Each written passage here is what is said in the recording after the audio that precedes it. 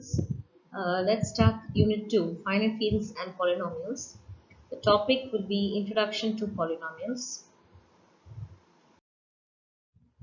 So let's have the outline of the PPT. So first we'll start with the basic understanding of what is a polynomial is. And next we move on to the applications. Where are the polynomials used? And next comes the definitions.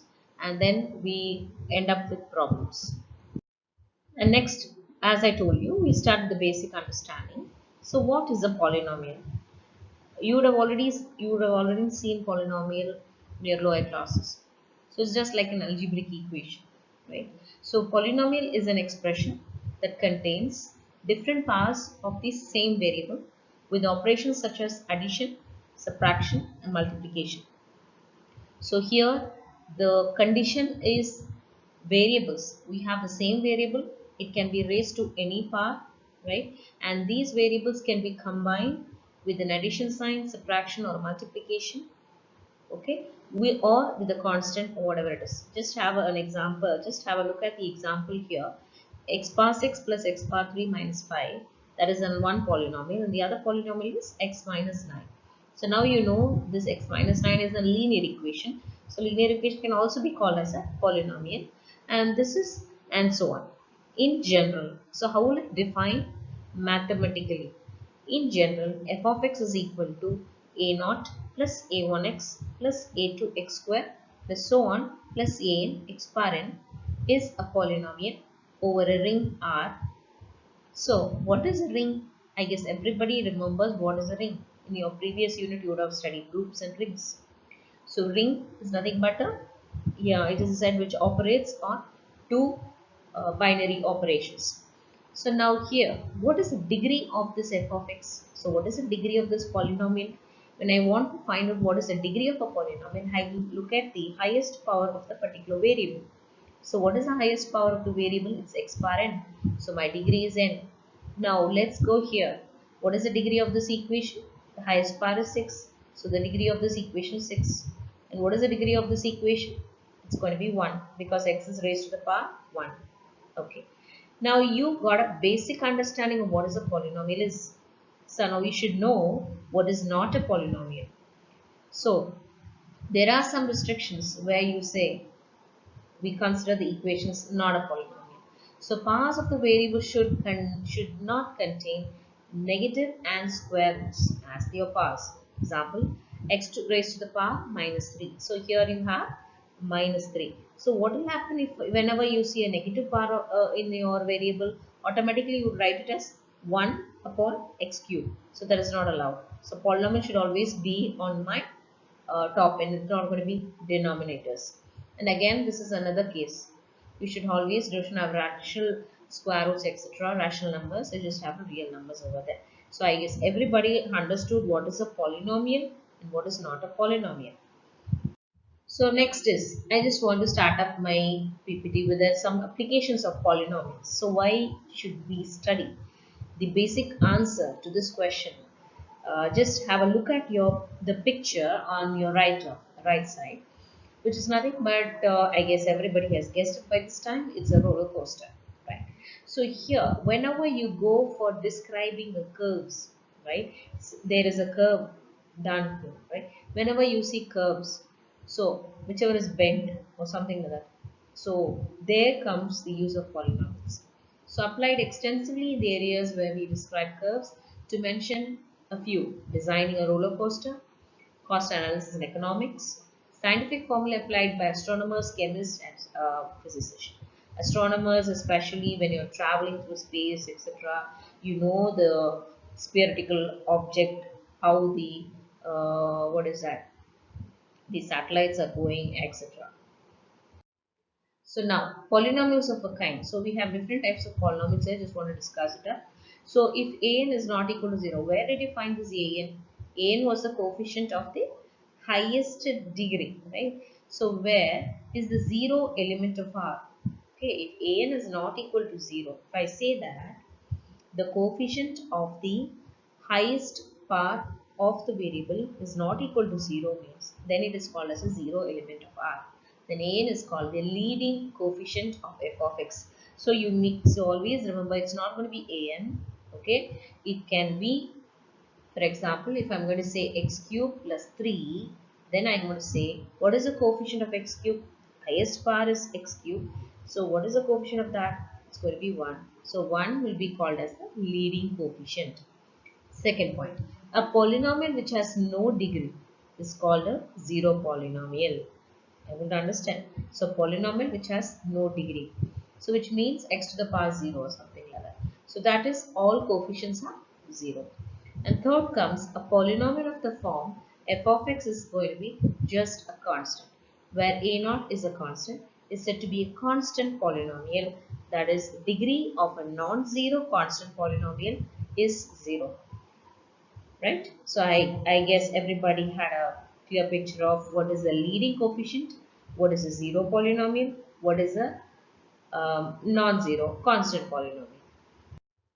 So next we'll discuss few results here, which will be we'll be using it later on of the unit. What is monic polynomial? Monic polynomial is which the leading coefficient is 1. So try to understand. So you know what is the leading coefficient now. So leading coefficient is nothing but, again I'm repeating, the coefficient of the highest power term in that particular polynomial will be the leading coefficient. See, for example, an example I've given you, we have x plus 4x cubed plus x power 7. So what is the highest power of this? What is the degree of this equation? The degree of the equation is the highest power. So what is the highest power? So we have, it's going to be 7. So what is the coefficient of that particular thing? 1. So automatically this comes under monic polynomial. Is that clear? Now next will be, now we are going to consider two polynomials. F of x, you know how do I describe this f of x, and how do I describe g of x, and they are called to be equal polynomials. If f of x is equal to g of x, that is if m is equal to n, which means here you cannot have power x power 6 and here you cannot have x power 7. So both should be having same powers, right? So m is equal to n, that is highest power, and ai is equal to bi. The coefficient also should be the same. Then we can call those two polynomials as equal polynomials in the ring R. Right. An element a belongs to R is called a root of f of x if f of a is equal to a naught plus a1a. How did I get this a1a? See, just observe this particular equation. This equation says about a naught plus a1x plus a2x square. So wherever x comes, I have replaced it by e. Then only I can say it is a root of that particular polynomial. So once you already know that a root of any equation should satisfy that particular equation. So after finding out the root, if I go back and substitute in the particular polynomial, what should be my answer? My answer should be 0. So then a is the root of f of x. So a is called the root of the polynomial. So now let's start with one small theorem, right? I guess everybody knows what is a degree now. So degree of f of x, g of x. When I'm going to multiply the two polynomials and find the degree of that, which will be equal to the degree, individual degree, sum of the individual degrees. Degree of f of x plus degree of g of x. So how to start with the theorem. So R be an integral domain, then R is a commutative ring with identity without zero divisors. That is called an integral domain. You know what is commutative property, right? Everybody knows that. So now let's start as a is not equal to 0, b not equal to 0, which implies a, b is not equal to 0, right? So I'm going to declare a polynomial. I'm going to say a n is not equal to 0, right? And I'm going to declare another polynomial g of x. Again I'm going to declare that bn is not equal to 0. Sorry, this is n and this is m. Both are not equal to 0. So now the degree of f of x is n, degree of g of x is n. Since R is an integral domain, what do? They are without zero divisors. I guess everybody remembers what is zero divisors in your previous unit. So the product of the two degrees, that is two terms, is not equal to 0.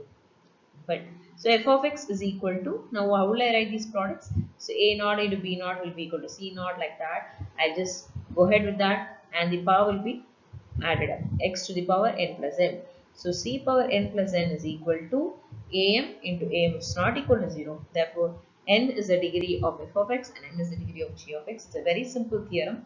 So you got to understand, for this understanding this theorem, you should understand what is an integral domain and what are zero divisors. So next we have another theorem which says that, which deals with degree. So if R is a ring and f of x and g of x are non-zero polynomials, then either f of x dot g of x is equal to 0, or degree of f of x into g of x will be less than or equal to degree of f of x plus degree of g of x. So separately, if you're going to find the degrees and add them up, it is definitely going to be greater than or equal to the product of the degree of the polynomials. So in the product we have, you know already, this is an extension of that particular theorem. So you already know what is f of x into g of x, right? So we have already written it as c naught plus c1x plus c2 etc. c, we are just considered as n or something like that. So it's going to be ci. So ci is equal to 0 for all I. Then we are going to consider two cases, right? If ci is equal to 0 for all I, then f of x into g of x is equal to 0. This is going to be 0 for everything. It's going to be 0. So the entire value will become 0. Otherwise, if this is not going to be 0, what will happen? Am, Bm is equal to 0. Then the degree will be automatically less than when you sum it up, right? If this is not going to be 0, a and bm is not equal to 0, then the degree of f of x g of x is equal to degree of f of x plus degree of g of x. So automatically combine these two relations. So less than and equal to, so it becomes less than or equal to. So degree of polynomial. So there is a mistake, as I told you, 0, 1, 2, 3, 4, 5. So how will I write for modulo? So I'm going to check every equation here. So every coefficient of that variable. So I'm going to start with 6, right? So 6 is congruent to 0 mod 6, right? So how am I getting this? When I divide this by particular 6, the remainder is 0. Okay. So there is no remainder there. So where the remainder will be put up here, which is 6. 6, whenever I go for 6, it's going to be 0, right? When I go for 5, 5 is a number which is less than 6. So my remainder will be minus 1. So likewise, it just keeps going. Okay. So the polynomial is 0. The first thing for x cube, I'm getting the 0. The numbers which are less than that particular 6 is written as such. So try to understand. So first, again I'm repeating, take this equation, right, and observe any value which is equivalent to z6 or greater than that. So here you have 6 here, right? So that you can be dividing. So the remainder is going to be 0. So 5, I cannot divide 5 by 6 because 5 is less than 6. So I just keep 5 as such.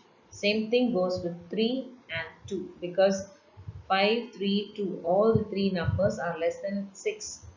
So automatically you written like that. So this number is equal to 6. So that number is 6. So I can divide 6 by 6. So my answer is 0. Remainder is 0. So automatically this will get vanished. So what is this equation now resulted? 5x square plus 3x plus 4. So what is the leading coefficient here? Leading coefficient is highest power coefficient. That is 5. So just have 5 which is not equal to 0. Right? It is not equal to 0. Yes, you don't have 0, and it is there in Z6. So therefore, degree of f of x is 2. Okay. So thank you. We'll catch up in the next video.